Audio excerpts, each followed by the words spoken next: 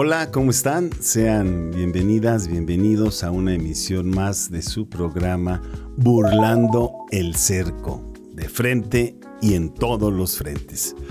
Pues estamos aquí para seguir dialogando con distintas personalidades que tienen mucha expertise en los temas que abordamos. Usted sabe que temas tan sensibles como la obra faraónica del gobierno del estado, es decir, Paseo 5 de febrero, pues siguen dando mucho de qué hablar, sobre todo después de las últimas lluvias.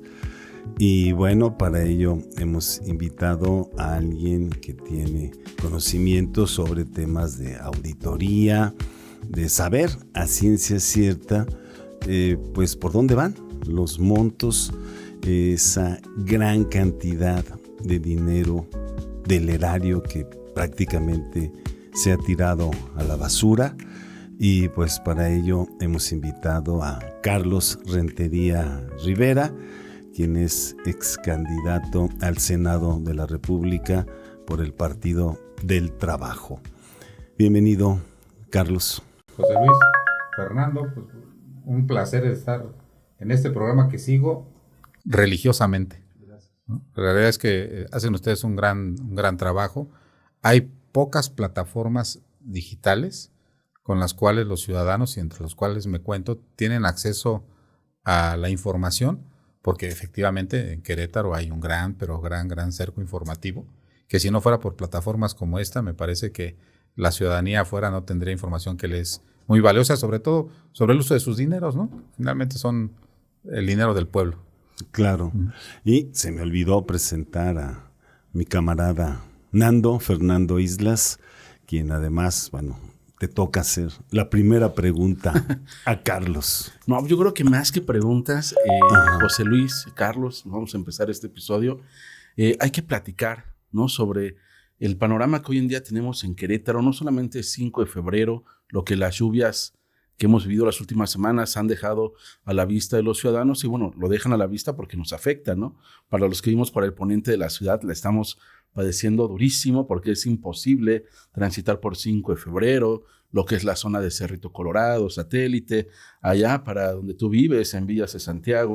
O sea, cada vez se vuelve más complicado transitar. Exacto. Y de repente observamos acá para la zona de Corregidora, el pueblito y demás, están padeciendo exactamente los mismos estragos originados por obras públicas caras y mal hechas. Y lo interesante aquí del invitado que nos acompaña el día de hoy en Burlando el Cerco es que ya anteriormente en otros espacios nos ha dado a notar, a conocer, que si algo sabes sobre cómo se maneja el dinero, ¿no?, en las administraciones estatales.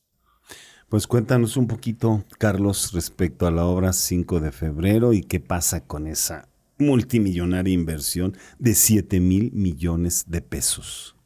Mira, los que llevamos, en mi caso ya prácticamente desde el año 2000, analizando, revisando, a veces observando, asesorando el servicio público, porque yo de hecho, aparte del sector académico, que me dedico a dar la cátedra de Administración Pública, de Finanzas Públicas, de Planeación, etcétera, tengo 25 años dedicándome a la asesoría y la consultoría al servicio público.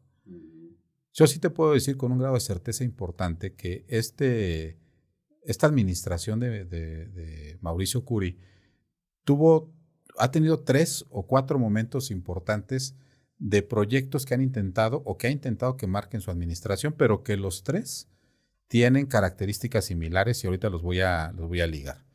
5 de febrero, el proyecto eléctrico y el Batán. ¿Sí? A ver si les parecen estos argumentos, les parecen conocidos, ¿no? El primero que nos vendieron fue 5 de febrero.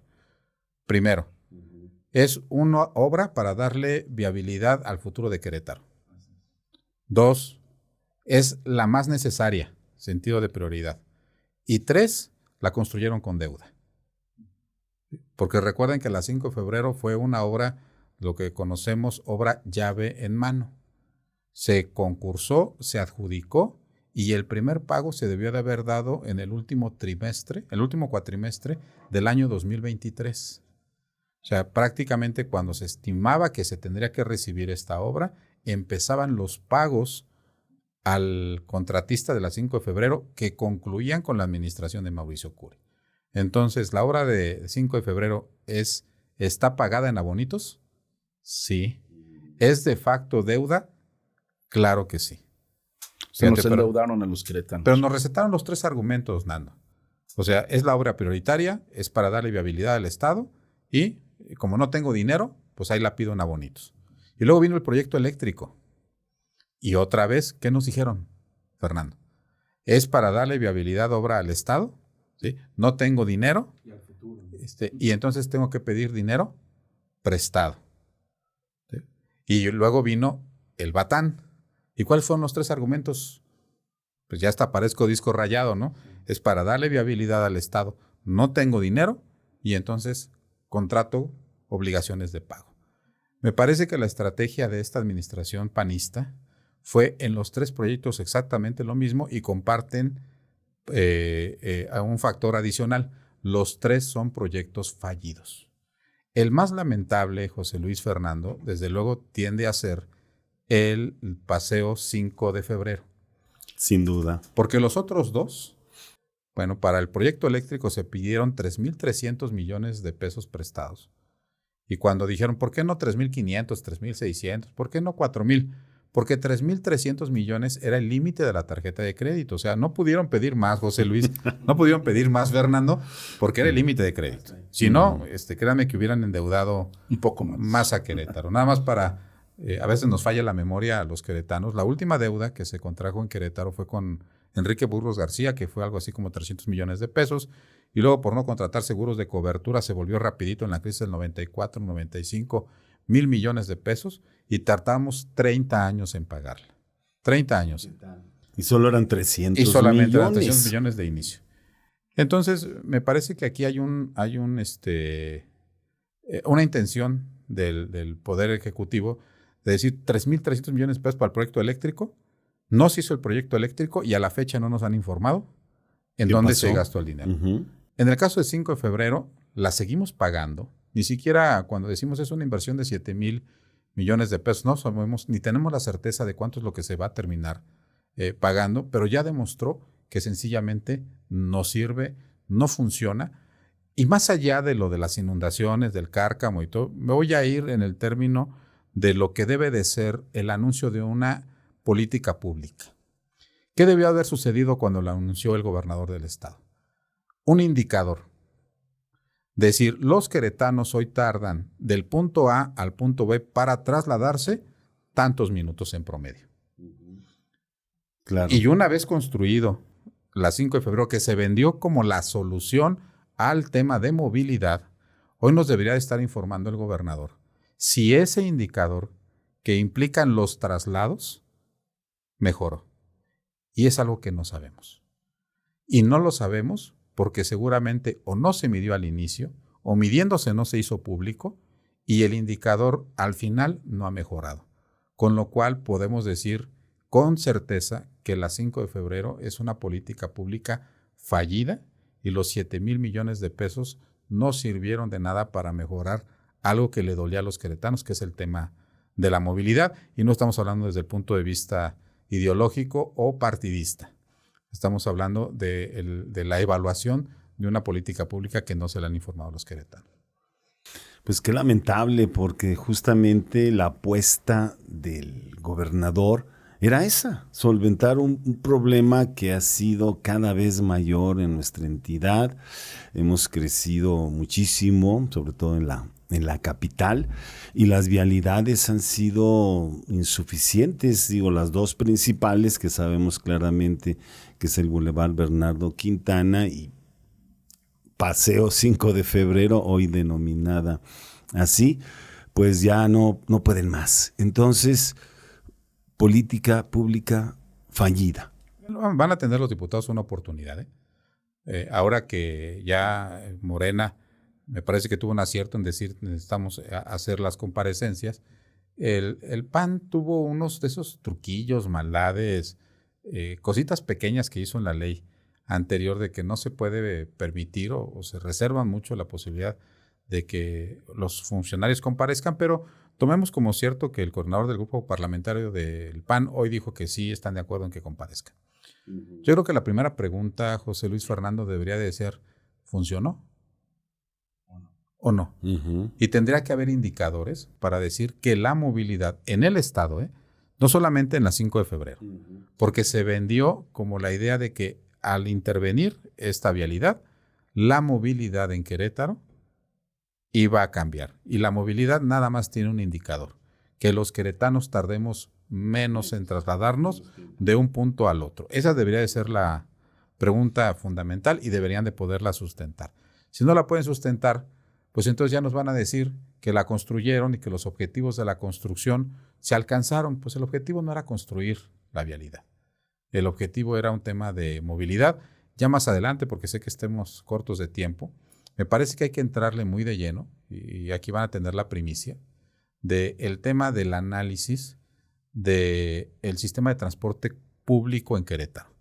Y se van a sorprender, José Luis y Fernando, cuando conozcan las cifras que se han estado invirtiendo en el tema de la movilidad, en lo que el gobernador dijo, este proyecto sí me funcionó, que es el tema de los camiones, y se van a dar cuenta que, al igual que sus otros 3 proyectos, prácticamente adolece de lo mismo. Pero este es como un spoiler, para obligarlos a que me inviten a otro, vengas, ¿no? Claro. Para obligarlos a que me inviten a otro programa, porque me parece que estos también son datos, pero bien interesantes, ¿no?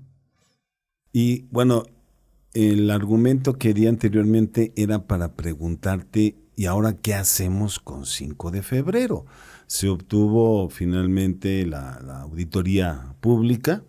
Sí, se requería pues ya revisar qué pasó con los dineros, y esto por lo menos puede ser esclarecedor y fincar responsabilidades. ¿Crees tú que sea posible hacerlo? Era contestarle al diputado Guillermo Vega realmente a veces genera hasta un tema de alfabetismo legal. Dice el diputado Guillermo Vega, no tenemos, o hay que revisar las competencias que tiene la legislatura para poder mandar a hacer una auditoría a las 5 de febrero. Y perdón que utilice el histrionismo, pero parecería ser que a veces no hay otra forma de comunicarse, ¿no? No sabemos si la legislatura puede hacer, en serio, es a veces hasta ridículo, una auditoría. Pues nada más hay que revisar la Constitución Política de los Estados Unidos Mexicanos y la propia local para decir que la soberanía de los queretanos radicada en su poder legislativo, la soberanía, es decir, el órgano que dice lo que se tiene que hacer, es la legislatura del Estado. Y está muy claro que quien tiene la facultad de auditar a todos, no solamente al Poder Ejecutivo, es la legislatura. ¿Sí? La entidad superior de fiscalización es solamente un órgano técnico de apoyo a la legislatura para las facultades que tiene los diputados de auditar el recurso público. Por supuesto que puede la legislatura decir cuántas veces necesite que se revise algo. Sí, es como la herramienta, ¿no? Es la herramienta, oye, yo no sé si podemos como legislatura mandar a hacer una auditoría. Híjole, entonces, ¿para qué están? ¿No? Híjole, qué pena, ¿no? Yo creo que el día que me pregunten si los regidores, si los diputados tienen que ser reelectos, voy a poner de ejemplo académico al diputado Guillermo Vega. He encontrado pocos diputados que han tenido la posibilidad de reelegirse con una ignorancia tan grande. Total. Porque aparte me gustaría acusarlo de mala fe, pero no. Ya estoy migrando mi opinión. Sí es incapaz. Es profundamente incapaz. Es limitado, no tiene la capacidad. Y aparte, eso sí hay que decirlo, también es muy aventado. Porque si eres incapaz, si eres aventado, pues expones tu desconocimiento en público, ¿no? Por supuesto que la legislatura puede hacer un requerimiento de auditoría cuando la legislatura quiera. Es más, cualquier diputado tiene el derecho, dice la ley orgánica del Poder Legislativo, de solicitarle la información que quiera al funcionario que desee, simplemente que esté relacionado con el tema de la comisión que preside. Entonces, ni siquiera necesitamos hacer una auditoría. Con que requiramos la información para hacer el análisis, y si del análisis de la información que se presente de la 5 de febrero se desprende que hay faltas administrativas o inclusive delitos, la legislatura no solamente está facultada, está obligada a presentar las denuncias correspondientes. Entonces me parece que hay material suficiente y vasto y facultades y atribuciones suficientes y vastas en los diputados integrantes de la legislatura para que esto no se termine en una comparecencia en donde llegue el secretario de Obras y los maree con 3 datos. Uh-huh. En donde Un llegue secretario de Obras que acaba de llegar también. Acaba de llegar. Pero mira, esas comparecencias, la realidad es que vienen del sistema político anterior, Fernando. ¿Sí? Las comparecencias eran o estaban diseñadas para que el funcionario público se pavoneara se luciera, ¿no? de los legisladores. No, estas comparecencias ya no tienen que ser sin tener los datos. ¿Qué haría yo o qué les sugeriría? Y no me atrevo yo a sugerirles, deberían de hacer a los diputados locales, pero lo que la ley sí les faculta es que podrían pedir toda la información necesaria sobre la 5 de febrero. Entiéndase en una auditoría, que también lo podrían hacer, pero más rápido es toda la información necesaria. Y una vez que tengan el análisis de toda la información necesaria, entonces ahora sí, funcionario público, ven a comparecer. Porque si es al revés, ¿qué preguntas haces? ¿Qué datos tienes? Uh-huh. ¿Cuál es la información con la que cuentas? Pues entonces se vuelve realmente un un paseillo, ¿no? Un paseo sobre la legislatura, ¿no? Entonces, me parece que vienen épocas interesantes, me parece que sí hay algunos integrantes de la legislatura que sí están preocupados sobre este tema, que sí debería de haber requerimientos de información y que una vez que se tengan esos requerimientos de información, se debe de mandar llamar políticamente al funcionario, inclusive. Si teniendo esos requerimientos de información se detecta que hay faltas administrativas o delitos, ya para qué mandas llamar al funcionario, que lo mande llamar el órgano interno de control para sanción o el fiscal en su momento. Oye, José Luis, pues sí, valdría la pena pedirle a los internautas que nos ayuden a copiar y pegar en las redes de Memo Vega, ¿no? Este programa para que cheque este fragmento del programa y así pueda ilustrarse un poco más, ¿no? Yo coincido con Carlos en el sentido de que pareciera que el diputado Guillermo Vega es muy aventado, ¿no? O sea, siento que siempre actúa desde el impulso. como el Borras. O sea, pareciera más con una intención de congraciarse con el gobernador o con quien de repente les tira línea que con el convencimiento y el conocimiento, en este caso legislativo. Perdón que te interrumpa, pero el diputado Guillermo Vega tiene vida política propia. A veces parecería que este tipo de cosas, las hace para inclusive hacerle la vida imposible al gobernador del estado en la legislatura. Okay, o sea, tengo elementos. Ustedes analícenlo. Parte importante de los agravios que tienen los diputados de la 4T tienen su origen en Guillermo Vega.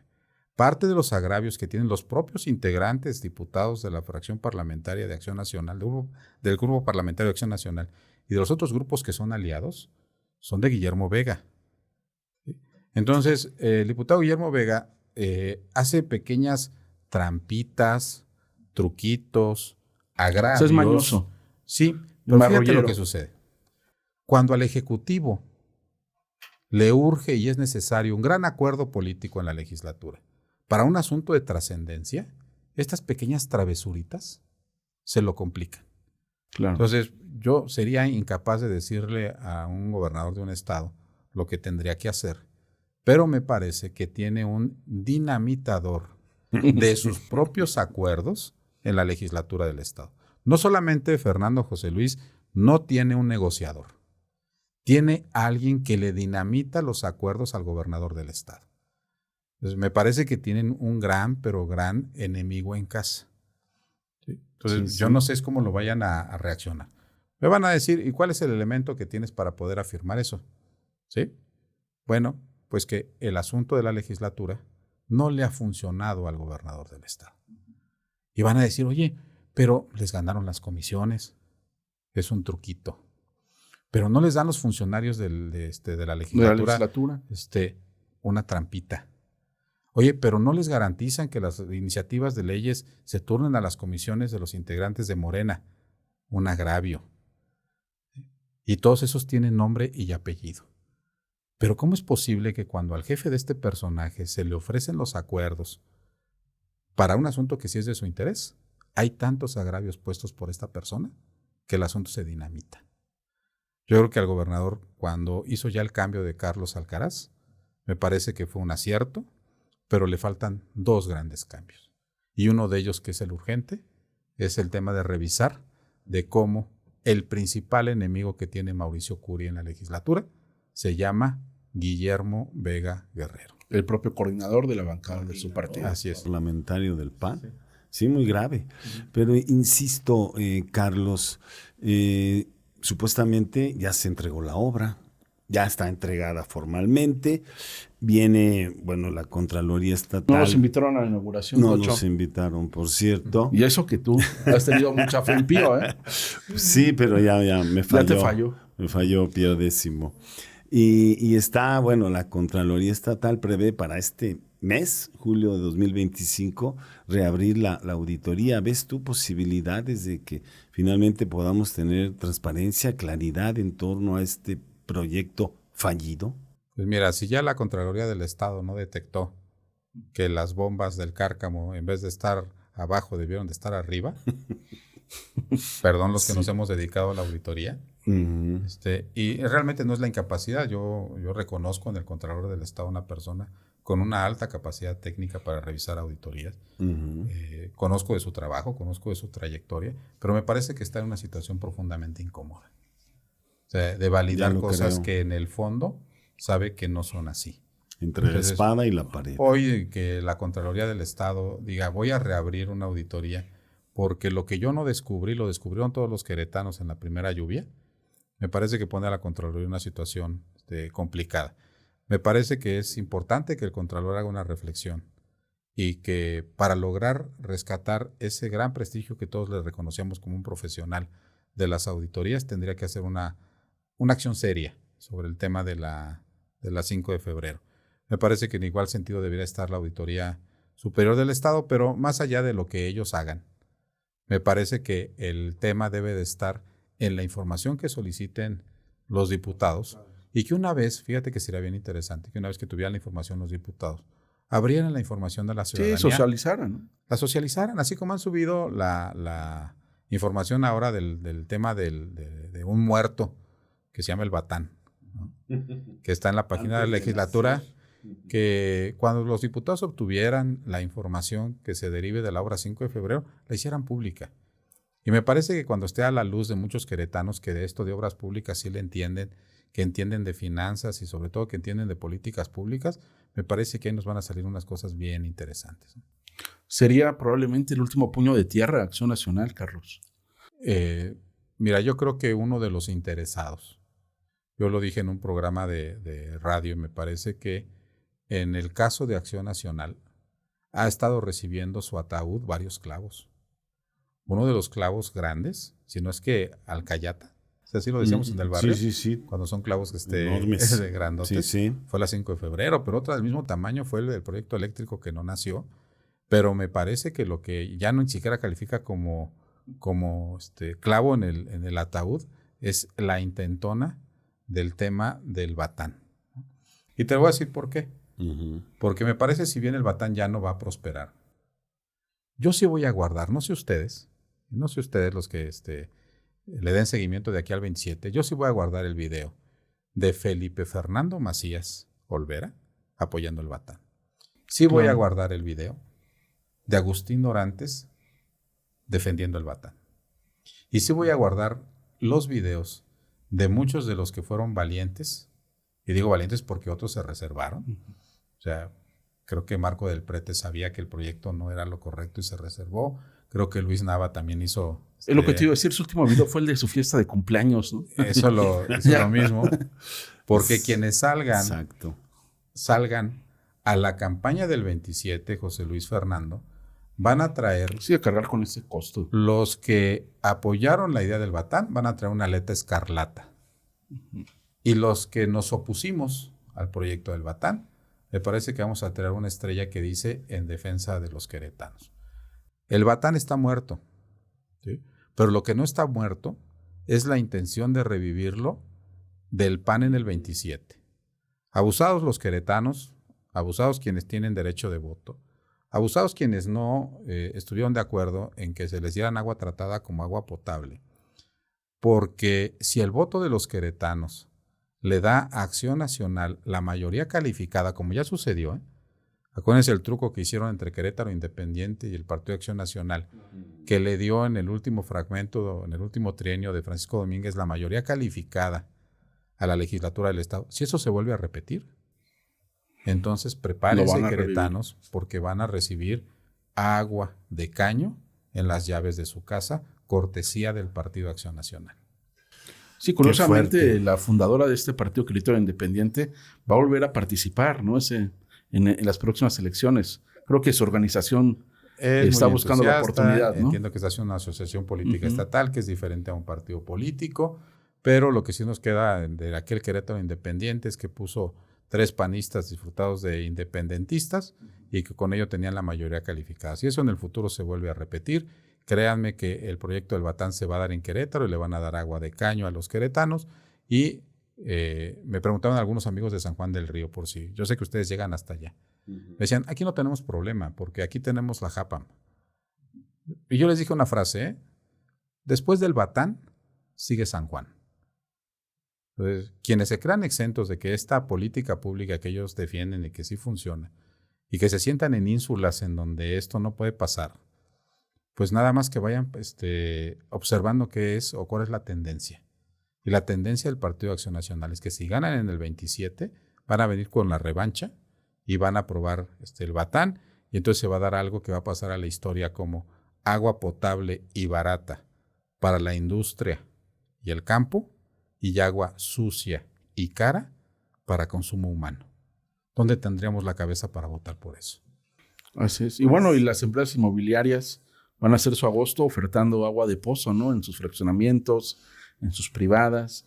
O sea, se va a añadir un costo a ese tipo de vivienda que pueda contar con pues agua que no esté envenenada como la que el resto de la ciudadanía vamos a tener. Mira, ya hablando en términos de desarrollo de política pública, que podríamos extendernos a 2 horas el programa, el Batán tiene un componente de política pública altamente regresivo. Va a hacer a los pobres más pobres y a los ricos más ricos, tan solo porque va a distinguir que entre el campanario, el campestre, Juriquilla, y todos ellos van a tener agua de pozo barata, ¿sí? Y con las repercusiones en la salud que va a tener en los habitantes de estas colonias, en sus hijos, Fernando, en los hijos de sus hijos y en los hijos de los hijos de los hijos, ¿sí? Y sabemos muy bien, por estudios que se han hecho en todo el mundo, que los procesos de salud tienen importante impacto en el desarrollo de las personas y de lo que en el futuro se llama la movilidad social. Pues me parece que esto, más de fondo, es una política altamente regresiva, cuyo generacionalmente va a ser a los pobres más pobres y a los ricos más ricos, y no lo debemos de permitir. Tristemente, pues se nos acaba el tiempo. Carlos Rentería Rivera, gracias por acompañarnos en Burlando el Cerco. Burlando el Cerco en el otro Querétaro. En el otro Querétaro, porque sí, Dios Querétaro, un gusto de estar con ustedes aquí. Ya les di spoiler de más de 2 temas. Fue con truco, claro, porque desde luego me gustaría recibir una segunda invitación. Sí, así con gusto. será. Sobre todo este tema de la movilidad. Sí. Creo que es algo que nos importa a la gran mayoría de las y los queretanos, ¿eh? O sea, principalmente los que tenemos la oportunidad de compartir un aula ahí en la universidad, pues nos damos cuenta cómo nuestros estudiantes pues la sufren, ¿no? La padecen con el tema de la movilidad. Hay veces que ya no alcanzan ruta para llegar a casa o que llegan tarde por las dificultades del tránsito y sigue sin haber una solución para ellos. Bueno, y otro tema, perdón que vaya a cerrar con este asunto. Adelante. Un mensaje muy claro a la Universidad Autónoma de Querétaro. Un mensaje muy claro. Me parece que el actuar de la Universidad Autónoma de Querétaro en este momento histórico de Querétaro, con el tema del Batán y con los temas que se están judicializando, triste, es excesivamente triste. ¿Sí? Para todos los que somos universitarios, inclusive para todos los que fuimos despedidos por ser integrantes de la 4T y dados de baja, debemos de luchar adentro de la universidad, y ya haremos la convocatoria en el momento respectivo, porque no lo vamos a dejar pasar, porque necesitamos recuperar la universidad, que hoy está cargada a la derecha y está cargada hacia el Partido Acción Nacional. Y ojalá fuera el Partido Acción Nacional que me parece que muchos de los militantes tienen mis respetos. Está cargada a un grupo dentro del Partido Acción Nacional, y me parece que quienes somos universitarios al 110%, eso nos duele, nos lastima, y no vamos a permitir que siga así. Sí, ya ves la publicación de Agustín Escobar, ¿no? Que se reúnen ahí en rinconcitos del Club de Industriales para ver cómo seguir minando el camino de la 4T aquí en Querétaro. Me parece que hay una cosa bien importante ahí de informarse a los universitarios. Con a lo mejor me estoy extendiendo, ¿no? La facultad la universidad no tiene facultades para constituirse como contralor social de ningún proyecto de esta naturaleza. No lo tiene, ¿eh? Y en serio que ha habido otras ocasiones, por ejemplo, les voy a poner hubo una reforma constitucional en materia de igualdad sustantiva y obligaba a que se reformara la ley orgánica de la universidad para alternar entre hombres y mujeres los cargos de directores y de rectores. ¿Quién puede estar en contra de eso? Pero recibieron la indicación del Ejecutivo del Estado y hicieron desplegados porque decía que atentaba contra la autonomía de la universidad. Es increíble. Y sin embargo no atenta contra la autonomía de la universidad la indicación que recibieron del Poder Ejecutivo para prestarse a este teatro del Batán y constituirse como contralores sociales de algo tan delicado para los queretanos como que en manos de la universidad quedara la calidad del agua que íbamos a tomar todos y todos en el Estado. Y haciendo mención a lo que dices, no tiene facultad para ser un contralor social, pero lo que sí tiene son especialistas como el doctor Juni Meas de la Facultad de Ingeniería, que ha sido muy claro en los diferentes eventos donde ha participado. El Batán no es un proyecto viable porque va a generar una crisis sanitaria. Ya, o sea, empezando por ahí. Y yo con todo respeto escuché las declaraciones sobre otro tema que hacía el director jurídico de la Universidad Autónoma de Querétaro. Claro, el abogado general. El abogado general, don Toño Montes de la Vega. Yo sí le puedo decir a los ojos, yo sí fui educado en el honor y en la verdad, y el director jurídico de la Universidad Autónoma de Querétaro se equivoca y debería de estar totalmente en desacuerdo la forma entreguista en la que la Universidad Autónoma de Querétaro se está entregando a la derecha en Querétaro. Eso es lo que le debería de preocupar, por estar educado en la verdad y en el honor, así como yo. En efecto, pues nos vamos. Gracias, Carlos Rentería. Gracias, Nando. Gracias a ti, José Luis, Carlos. Nos estaremos viendo. Pues ya muy pronto en una nueva emisión con estos temas que, como bien señalas, Carlos, dan para mucho tiempo, y ya está el compromiso de que vuelvas a venir aquí con nosotros. A la orden, que pasen buena tarde. Gracias, nos despedimos. Esto fue Burlando el Cerco, de frente y en todos los frentes.